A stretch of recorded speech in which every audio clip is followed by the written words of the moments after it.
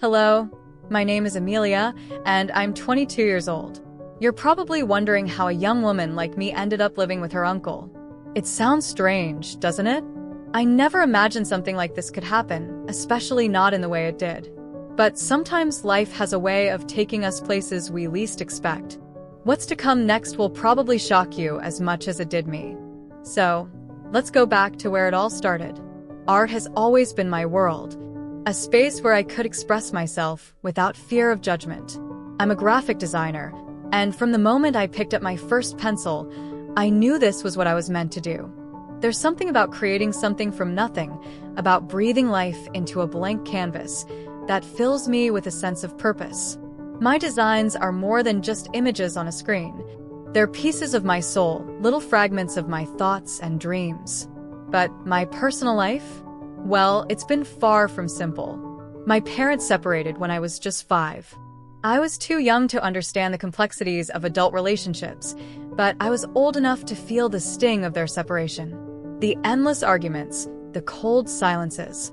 The days when I would hear them shouting in the other room, and then suddenly, everything would go quiet. I never knew who I should turn to, who I could trust, or even where I could call home.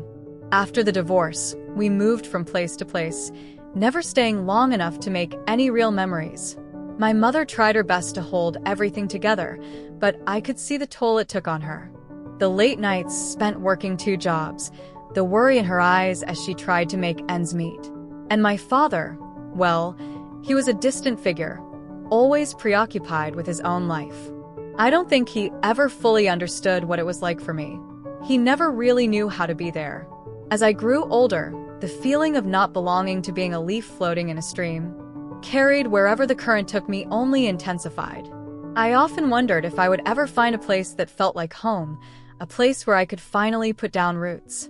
It was during my second year of college that I found myself at a crossroads. My mother had taken a new job out of state, and I was left to figure out what to do next. That's when my Uncle Daniel stepped in. He was my mother's older brother, and although we had never been particularly close, he offered me a place to stay while I finished my studies. His house, tucked away in the countryside on the outskirts of the city, seemed like the perfect escape from the chaos of my life. It was quiet, serene, the complete opposite of everything I'd known. I moved in with him without much thought. I told myself it would be temporary, just a few months, until I could find my footing. The house itself was a charming, weathered building with ivy creeping up its stone walls and a sprawling garden that stretched into the horizon. It was a place of peace, a place where I could focus on my studies without the distractions of city life. Uncle Daniel was kind but distant. He was a man of few words, a quiet, reserved soul who had spent most of his life working in the city before retiring to the countryside. He didn't ask too many questions about my past, and I didn't offer many answers. We kept to ourselves for the most part.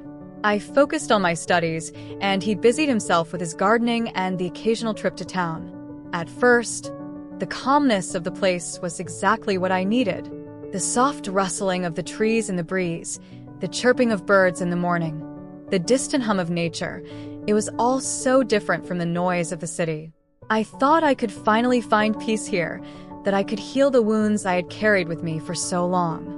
I even began to feel like I was discovering parts of myself I never knew existed. The quiet gave me the space to think, to reflect. But as it often happens, life had other plans. It started slowly, at first a subtle change in the air. I couldn't quite put my finger on it, but something felt different. The house felt different. It was as if the walls were holding secrets, whispers in the shadows that I couldn't quite understand. I began to notice small things that I couldn't explain. A door that would creak open in the middle of the night, even though I was sure I had locked it before going to bed. The flicker of lights when no one was near them. The sound of footsteps in the hallway when no one was there. At first, I told myself it was just my imagination. The stress of college, the isolation of living in such a quiet place, it was all getting to me. But the more I tried to ignore it, the more intense the feelings became. One night, I was working late in my room, my computer screen the only light in the otherwise dark house. The silence around me was deafening. The kind of silence that makes you acutely aware of every small sound. The tapping of my fingers on the keyboard, the rustle of paper, the occasional breath I took. And then I heard it. A soft whisper, just at the edge of my hearing, like someone was calling my name. I froze. My heart raced. I looked around my room, my eyes scanning the corners of the room as if something or someone might be hiding there. But there was nothing. No one. I told myself it was just the wind, the house settling, my mind playing tricks on me. But deep down, I knew something wasn't right. The next few days were a blur of strange occurrences. The whispers continued, always when I was alone. Always when the house was at its quietest. I began to feel like I wasn't the only one there, like there was someone or something else sharing the space with me. And the more I tried to push it away, the more real it became. Uncle Daniel, of course, noticed that something was off. He would occasionally look at me with a concerned expression, asking if I was all right, but I always brushed him off. I didn't want to seem crazy, but I couldn't shake the feeling that something was lurking just beyond my vision, something I couldn't quite understand. And that's when I realized life in this house wasn't as peaceful as I thought it would be. There were things hidden in the shadows, things that even Uncle Daniel wasn't willing to confront. And as the days passed, the atmosphere in the house became heavier, more suffocating, until it felt like the very air itself was thick with secrets. Now, I know you're probably wondering what happened next. I haven't even scratched the surface of what's to come. But trust me, you won't want to miss what happens next. Make sure you're subscribed, and if you're enjoying the story so far, leave a thumbs up. Things are about to get a whole lot more intense. The truth about this house, about my uncle, about everything I thought I knew, it's all about to unravel. And when it does, you'll wish you'd never set foot here. When my mother had to leave town for work, I found myself with an unexpected burden. I was still in the middle of finishing my degree, and my living situation had become complicated. My only option, it seemed, was to reach out to my Uncle Daniel. He had always been an important figure in my life, someone who I could count on during difficult times. Though I hadn't seen him much in recent years, his place in my heart remained significant. Daniel and his wife Eleanor had been married for several years by then, and they lived in a large, beautiful house on the outskirts of town, far removed from the noise and chaos of city life. It was a sanctuary of sorts, a quiet, peaceful place where the world seemed to slow down. The perfect environment, I thought, for me to focus on my studies. At the time, it seemed like an ideal arrangement. A roof over my head, a safe place to stay, and a calm atmosphere to immerse myself in my work. I couldn't have known that this temporary solution would soon spiral into something I wasn't prepared for. When I first arrived, it was hard to shake the unease I felt. Everything in the house felt foreign. The walls, painted in muted tones, the polished floors, the quiet hum of the air conditioning, it all seemed a little too perfect, a little too still. I wasn't used to being away from home for so long, let alone staying with family members I hadn't shared space with in years.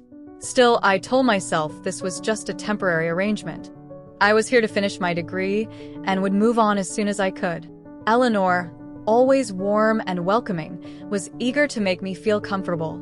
She wasn't the type to force conversation, but she always seemed to know just what I needed. When I arrived, she immediately set to work preparing meals and showing me around the house. Her quiet, calm nature was soothing, but there was a reserved quality about her, something that prevented me from ever truly feeling like I was part of the family. We exchanged pleasantries, and she tried her best to make me feel welcome, but the gap between us, both emotional and familial, remained. In those first few weeks, I stayed mostly to myself. I buried my head in my books, trying to push through the awkwardness that lingered in the corners of the house. There were moments, however, when I couldn't ignore the subtle rhythm of life in the house. The familiar clink of silverware during dinner, the quiet chatter between Daniel and Eleanor as they sat together on the porch after dinner. It felt like they had built a world of their own, one that I had just stepped into. It was easy to forget, in those moments, that I was only passing through. As the months passed, though, I started to settle in. My initial discomfort began to fade as I grew accustomed to their routines. I had a small corner of the house where I set up my study space, and I often found myself working there for hours on end. In those moments of quiet, I began to notice Eleanor's little acts of kindness. She'd offer tips on cooking, give me advice on household chores, and in a way, she seemed to take me under her wing, as though I were one of her own. The silence between us grew less pronounced, though we were never particularly close. Still, I thought I had made peace with the situation. The tension I had felt when I first arrived seemed to have melted away. Life had fallen into a steady rhythm, and I began to feel like I belonged. But that sense of calm would soon be shattered. It started slowly, almost imperceptibly. I couldn't exactly pinpoint the moment it changed, but I began to feel different. I began noticing little things that I hadn't before, how Daniel looked at me sometimes, his gaze lingering a moment longer than usual. It wasn't overt, not in the way you might expect, but there was something in his eyes. Something softer, warmer. His smiles, once simply polite, seemed to hold a certain weight, a depth that made me uncomfortable in ways I couldn't explain. At first, I brushed it off. I convinced myself that it was just my imagination. After all, Daniel was my uncle. He was family. He had been a constant in my life, someone I could trust, someone who had always looked out for me. But then the subtle touches started. A hand placed on my shoulder a bit too long, a casual brush of the arm that lingered just a moment longer than necessary. At first, they seemed innocent enough, harmless gestures, nothing more. But the longer I stayed, the more they began to feel charged, as though there was an unspoken connection between us that neither of us had acknowledged, but both of us felt. I tried to ignore it, to convince myself that these were just normal familial gestures. Maybe I was just being overly sensitive, but it became harder and harder to ignore the growing tension between us. I would catch him looking at me when he thought I wasn't paying attention, his gaze intense, but quickly shifting away when I met his eyes. It was almost as if he was afraid I might notice something that neither of us were ready to confront. The more time I spent with Daniel, the more I couldn't shake the feeling that something was wrong. It wasn't just the looks or the touches. It was the way he seemed to hover near me, always offering to help, always around when I needed something. He was present in ways that felt too intimate for an uncle. The boundaries that had once been so clear, those invisible lines that separated us as family, began to blur, and I was left confused, unsettled, and unsure of how to handle it. I didn't want to acknowledge what was happening because it didn't make sense. It couldn't make sense. But as the days passed, the tension only grew. I tried to bury myself in my studies, hoping that if I focused hard enough, I could forget the strange, shifting dynamic that had settled between us. But the more I tried to ignore it, the more it seemed to consume me. It was like an invisible force was pulling us closer, and the harder I resisted, the more powerful it became. I couldn't explain it, but the feeling was undeniable. There was something unspoken between us, something neither of us wanted to acknowledge, but both of us knew was there. And no matter how much I tried to push it away, it lingered in the air, heavy and suffocating. It was a quiet evening, one that promised to be like any other. The house, usually filled with the sounds of laughter and chatter, was unusually still. The only noise that filled the air was the soft rustling of the pages in my notebook as I worked on a design project. My mind, lost in a world of lines and colors, couldn't help but feel a strange sense of peace that evening. The familiar hum of the house's old floorboards seemed to settle into a gentle lullaby as the night deepened. Daniel, my younger brother, had already fallen asleep hours ago, his deep breaths echoing faintly from his room down the hall. Eleanor, as always, was out with friends, her laughter and joy filling the empty spaces of the house before she disappeared out the door. I was left alone in the silence I thought I had grown accustomed to. But tonight, something felt different. The stillness seemed too heavy, too quiet. As I bent over my work, I heard it. Footsteps in the hallway.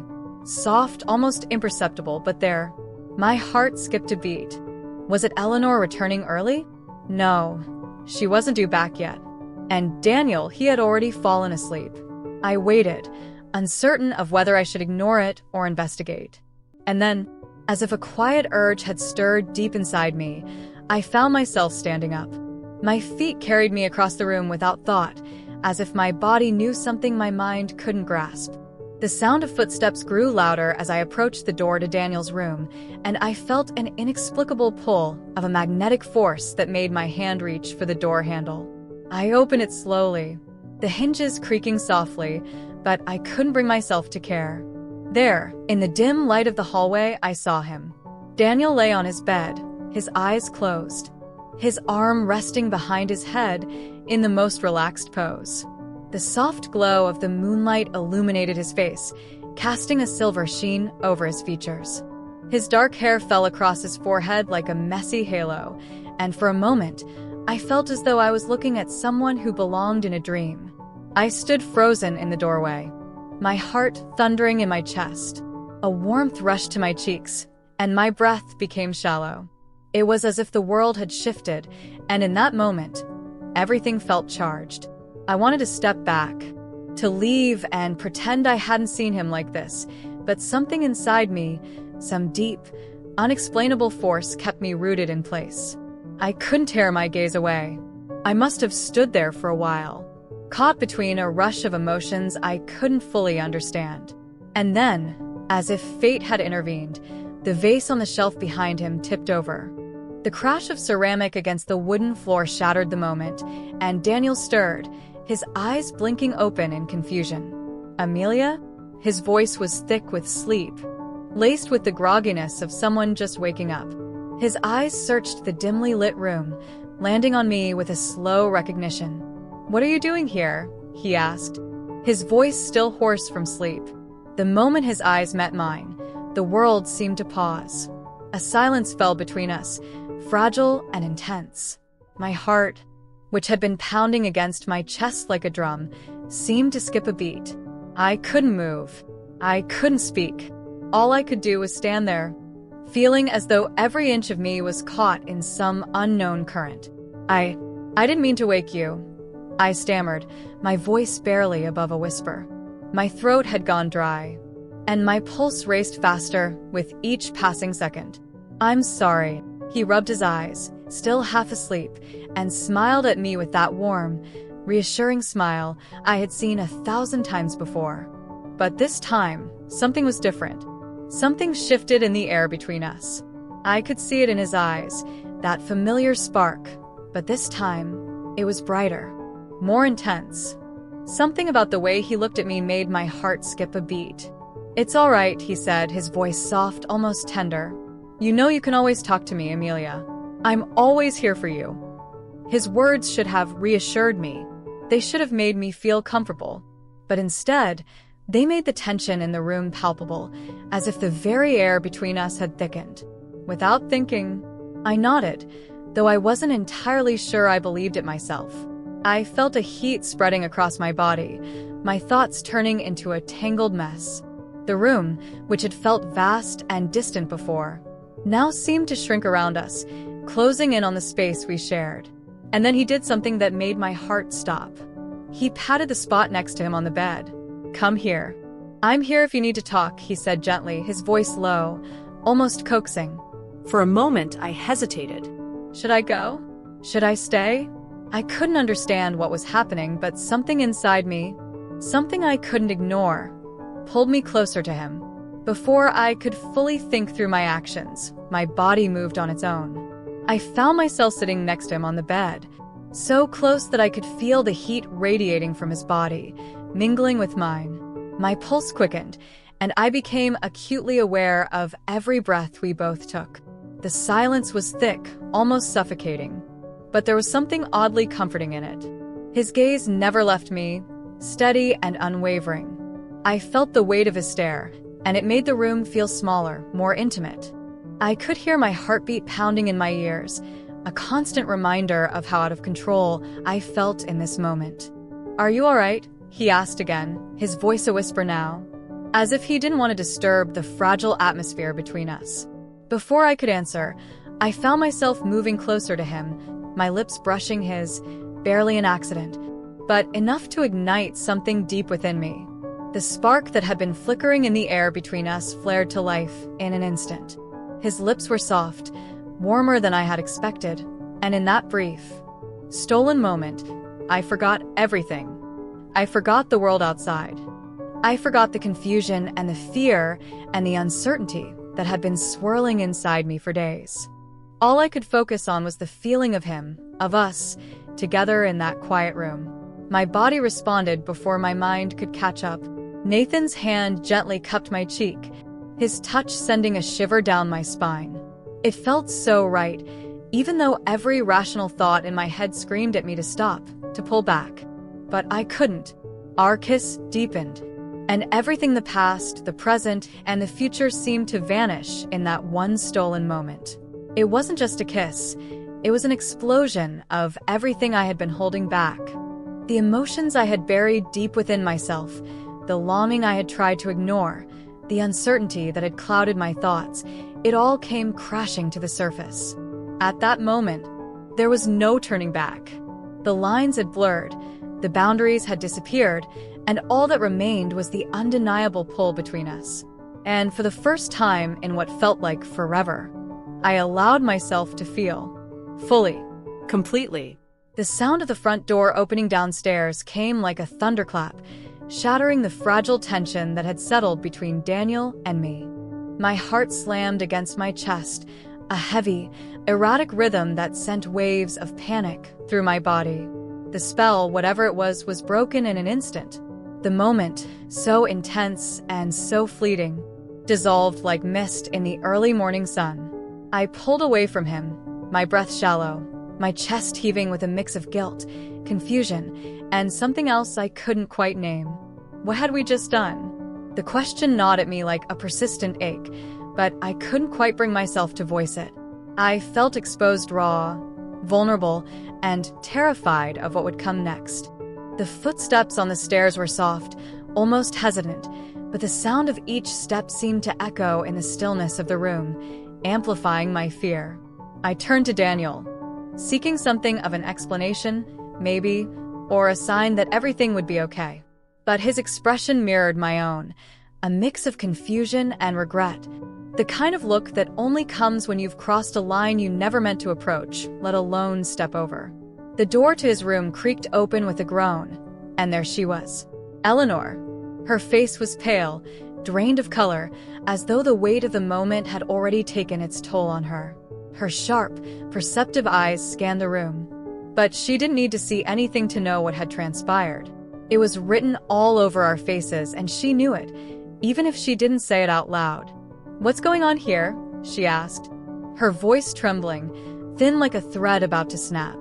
But beneath the tremor, there was something else, something deeper, more knowing. A quiet understanding that I couldn't escape. A truth, perhaps, that she had known all along, even before we did. I couldn't answer her. I couldn't even look at her. My mind was racing, spiraling, and I could feel the weight of the guilt sinking deeper with every passing second. It was as though the walls were closing in around me, and I couldn't breathe. Eleanor stepped into the room, the distance between us shrinking with every step she took. Her gaze flickered between Daniel and me, and it was clear that she wasn't angry. She wasn't shouting. She wasn't throwing accusations at us, which, for some reason, felt like the most terrifying part. It was the sadness in her eyes, the depth of it, that made my stomach churn. "I know what's happened," she said, her voice soft, almost gentle, in a way I didn't expect.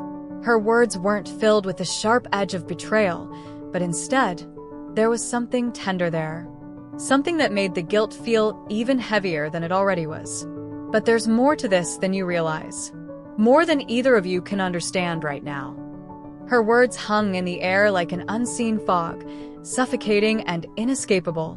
The implications of them were far-reaching, and though I didn't want to admit it, I knew she was right. There was something beneath the surface, something that none of us were fully prepared to confront. Eleanor didn't leave. She stood there, her presence both comforting and unsettling. I could feel her eyes on me, on Daniel, and I felt like we were being dissected without a word spoken. She was offering us space, but also holding us accountable for the weight of our actions, Actions that, despite their fleeting nature, had already begun to change everything. "I'll give you both time," she whispered, her voice barely audible, but it carried the weight of finality. "But you need to confront what's happening. All of it." And with that, she turned, her footsteps soft against the floor as she left the room, leaving us behind with our tangled emotions and the overwhelming weight of the truth she had just revealed. We were left there, suspended in an unbearable uncertainty. Amelia, Nathan, Eleanor, our lives, our relationships, all of it now caught in a web of desire, guilt, and things unsaid. None of us were innocent in this tangled mess, but I didn't know how to untangle it. Where did it even begin? The path ahead was no longer clear. There were no more easy choices, no simple answers. What had happened between Daniel and me felt like a turning point, a moment that would forever haunt us. But Eleanor's words still echoed in my mind, lingering like a distant warning. There was more to this, more to our pasts, to our secrets, to the lies we told ourselves. And no matter how hard we tried to pretend otherwise, we were all going to have to face it sooner or later. The room felt colder, quieter, as if time itself had slowed to a crawl. I could feel the space between Daniel and me stretching, growing larger with each passing second. We weren't the same people we were before. We couldn't be. Whatever bond we had shared, whatever understanding existed between us, had been irrevocably changed. I wanted to reach out, to say something, but the words wouldn't come. They were tangled in my throat, too heavy, too full of things that were never meant to be spoken. Daniel, too, seemed lost in his thoughts, his eyes distant, clouded with guilt and confusion. I wanted to believe that things could go back to normal, that somehow we could fix this. But deep down, I knew better. Nothing would ever be the same again. And the most terrifying part of it all, neither of us knew what to do next. The silence stretched between us, suffocating and thick, until finally I whispered, barely audible, "What now?" Daniel didn't respond right away, and when he did, his voice was raw, edged with an emotion I couldn't quite place. "I don't know." And neither did I. The future was uncertain, the consequences of our actions still unknown. But one thing was clear. The unspoken truths had been set free, and there was no going back.